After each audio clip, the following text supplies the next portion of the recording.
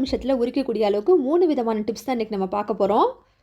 First tip பார்ப்போம் வாங்க. இந்த மாதிரி நம்ம வீட்டில் பார்த்தீங்கன்னாக்கா சாம்பார் இல்லைனாக்கா வேறு ஏதாவது குழம்பு கொதிச்சிட்ருக்கோம் பார்த்தீங்களா, அந்த சமயத்தில் ஒரு பிளேட் எடுத்து வச்சுட்டு அது மேலே கொஞ்சம் பூண்டு அள்ளி போட்டுருங்க.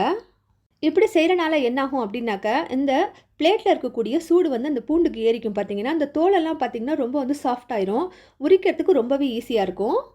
நாம் கிச்சனில் அடுப்படியில் ஏதாவது ஒரு வேலை பார்த்துட்டே தான் இருப்போம். சமைக்கும்போது பார்த்திங்கன்னா ஏதாவது நமக்கு சூடாக இருக்கும் பார்த்தீங்களா, அதுக்கும் மேலே இந்த மாதிரி ஒரு பிளேட்டை வச்சுட்டு பூண்டை கொஞ்சம் எடுத்து வச்சுட்டு ஒரு 15-20 நிமிஷம் அப்படியே விட்டுருங்க. கொஞ்சம் நல்ல பூண்டு பார்த்திங்கன்னா வார்ம் ஆயிரும். ஒரு மிதமான சூடு வந்து பூண்டில் ஏறிக்கும்.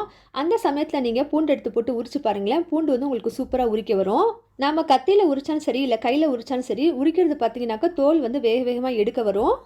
ரொம்ப கஷ்டப்பட்டு உரிக்காமல் ரொம்ப ஈஸியாக இந்த மெத்தடில் செஞ்சிங்கனாக்கா பூண்டு கடகடன்னு உரிச்சிடலாம். இது ஒரு ஃபஸ்ட்டு மெத்தடு. வாங்க இப்போ 2வது மெத்தட் பார்ப்போம். ஒரு பாத்திரம்